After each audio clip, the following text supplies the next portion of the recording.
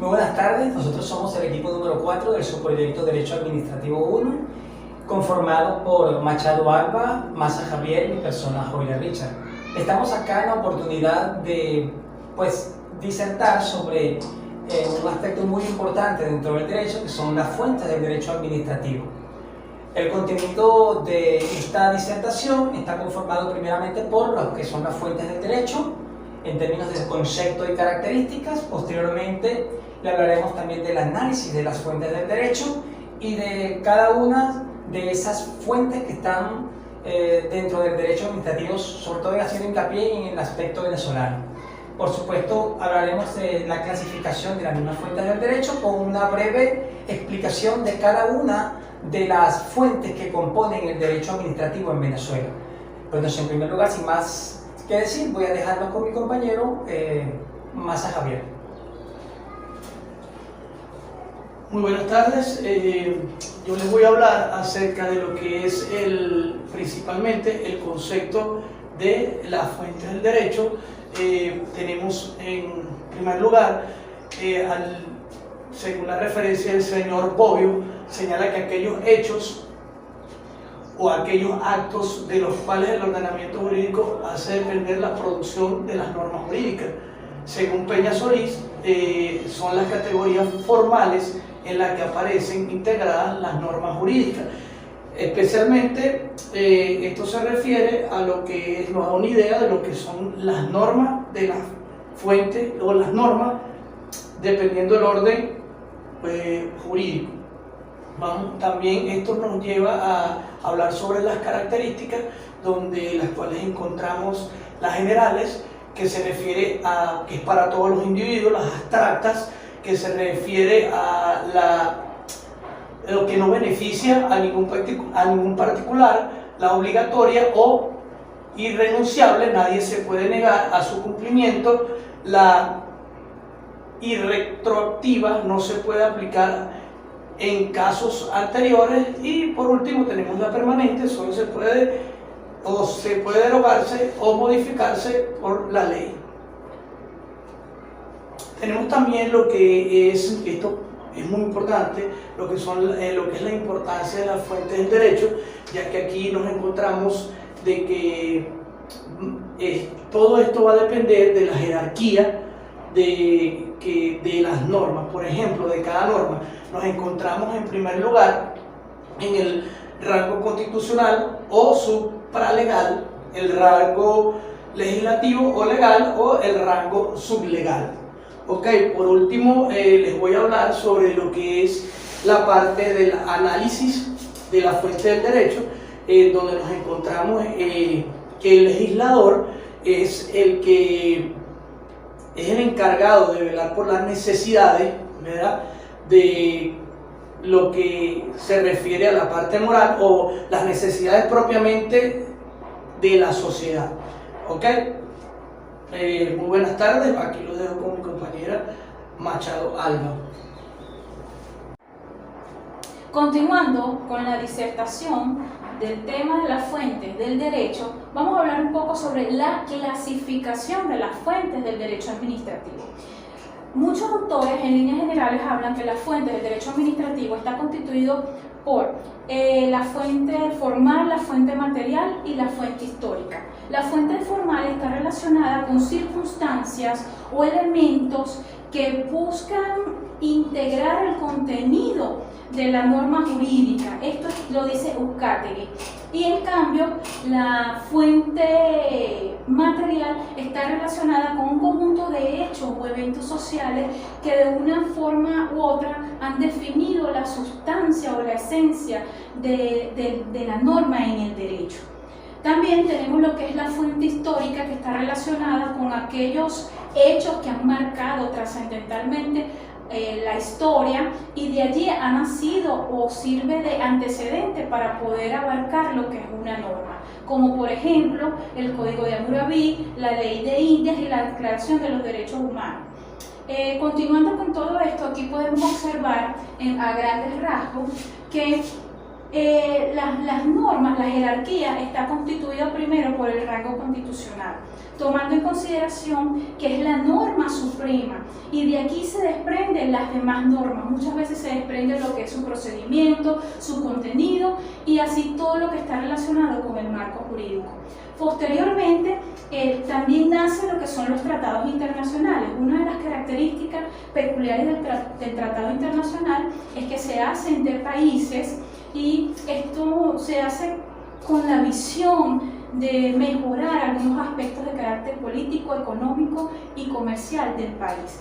También tenemos la reserva legal que está relacionado con todo un conjunto de materias y de normas que la Constitución le ofrece al legislador y allí él tiene poder de realizar o de decretar ciertas normas. Y por último, por supuesto, tenemos el decreto.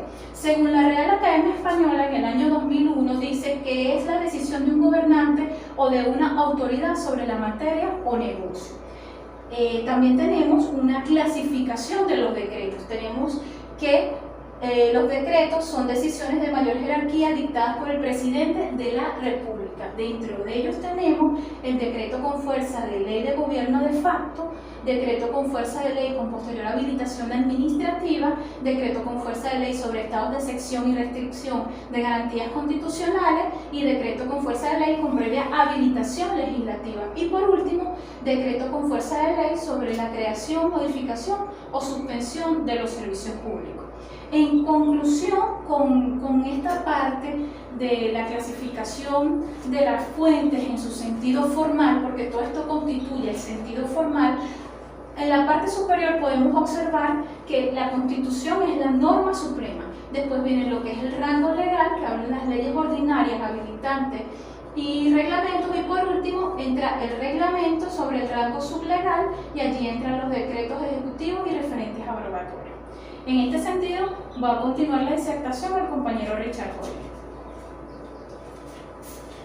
Bueno, para continuar con la exposición que hemos traído la tarde de hoy y fundamentalmente para dar ideas concretas sobre lo que hemos venido hablando de relativo a las fuentes del derecho administrativo, aquí podemos presentarles un panorama amplio de lo que son las fuentes formales del derecho, básicamente las fuentes de naturaleza legislativa, las fuentes procedentes de la actividad judicial, las de la práctica social y las de los estudios científicos o dogmáticos. Las fuentes legislativas o fuentes formales son las fuentes básicamente dictadas por la autoridad competente en materia de leyes y que tienen un rango de legalidad y aplicación de carácter obligatorio.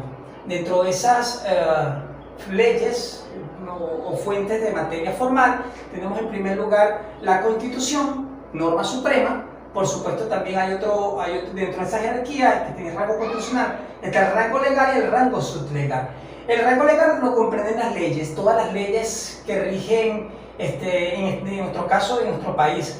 Son leyes y códigos orgánicos, las leyes ordinarias y leyes especiales, leyes habilitantes, leyes de base, reglamentos parlamentarios, decretos ejecutivos, referendos abrogatorios, todo ese conjunto de leyes que tienen, que están, por supuesto, alineados con la Constitución, en efecto, debajo de la Constitución, pero con ese rango legal. Y debajo de ellas está el rango sublegal, que fundamentalmente son los reglamentos. Los reglamentos dictados por el Ejecutivo, reglamentos electorales y reglamentos de la Fuerza Armada, de acuerdo a lo que establece la misma Constitución.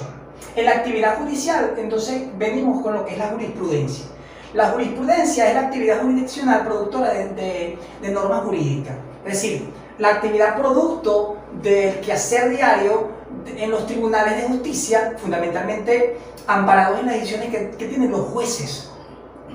Ellos crean jurisprudencia y esa jurisprudencia se manifiesta en dos vertientes. La primera es un modelo de precedente que nos habla, por ejemplo, el Código de Procedimiento Civil en el artículo 321 y el modelo de doctrina vinculante amparado en la Constitución en el artículo 335 y 336. El asunto es que en nuestro país el único que en realidad crea jurisprudencia ese modelo de doctrina vinculante a través del artículo 335 y 336 únicamente por el tribunal, por la sala constitucional del Tribunal Supremo de Justicia que crea casación. Entonces, el mismo artículo 335 y 336 indican que ellos, una de las decisiones que se emanen de esta sala o de la constitucionalidad que se solicite a ellos pueden de alguna manera crear esta jurisprudencia, y las demás salas o tribunales en el país deben acogerse a esa sentencia, que crearía en este caso jurisprudencia. Pero la jurisprudencia no está propiamente en una ley de manera directa, sino en las decisiones que toma la sala, vuelvo y repito, la sala constitucional del Tribunal Supremo de Justicia. En segundo lugar, penúltimo lugar, tenemos lo que es la práctica social. Y de la práctica social tenemos la costumbre jurídica. La costumbre jurídica viene siendo una práctica social consistente, que primero posee básicamente tres características: que no es inconsistente con otras normas jurídicas y también que es relevante para el derecho. Entonces, normalmente el derecho surgió justamente por prácticas sociales que después fueron nacieron pues de una forma material y luego se formalizó a través de ley. Eso es la costumbre jurídica. Aunque la costumbre jurídica, por ejemplo, en nuestro país no tiene un rango de legalidad, pero puede llegar a pertenecer a una ley por un carácter consuetudinario. Y en última instancia, por supuesto, tenemos los estudios científicos dogmáticos relativos a las doctrinas. Y las doctrinas son básicamente los señalamientos que hacen los grandes juristas de nuestro país, por ejemplo, gente experta en derecho, estamos hablando de jueces de gran renombre de los altos tribunales, que una vez ellos habiendo sacar una sentencia, una decisión al respecto, es una producción científica que sirve para los abogados y para los demás jueces en la República para efectos de interpretar y aplicar el derecho. Entonces, en líneas generales, y si aún me faltó, por ejemplo, tocar dos aspectos fundamentales dentro de esta jerarquía, que son dos elementos dentro del derecho administrativo, que son básicamente la providencia administrativa y los actos administrativos, que son las resoluciones administrativas, finalmente, vienen siendo actos administrativos, ¿verdad? Dictados por una autoridad competente, cuyas características, por supuesto, son que deben estar fundamentadas en hechos y derechos, se presumen ejecutivos, es decir, que tienen eficacia para ejecutarse en la vida diaria, y que si son nulas, si vulneran derechos fundamentales. Y finalmente, las providencias administrativas, que son el más bajo escalafón dentro del rango o la jerarquía administrativa dentro de todo el sistema de derecho administrativo, y de acuerdo a Lares, publicado en el MD, una providencia administrativa es todo acto administrativo subjetivo que crea, extingue o modifica una situación jurídica personal concreta o individualizada. Gregorio también nos indica que es toda manifestación de voluntad de carácter sublegal realizada primero por los órganos del Poder Ejecutivo, Legislativo y Jurisdiccional dentro del rango de sus competencias. Araujo también nos indica que esta actividad administrativa debe conformarse a dos fines legales. Primero, un fin de interés general y un fin de interés particular en lo que tiene que ver con cada uno de ellos. Bueno, esta es nuestra disertación sobre las fuentes del derecho. Esperamos que haya sido de provecho para todos ustedes. Muchas gracias.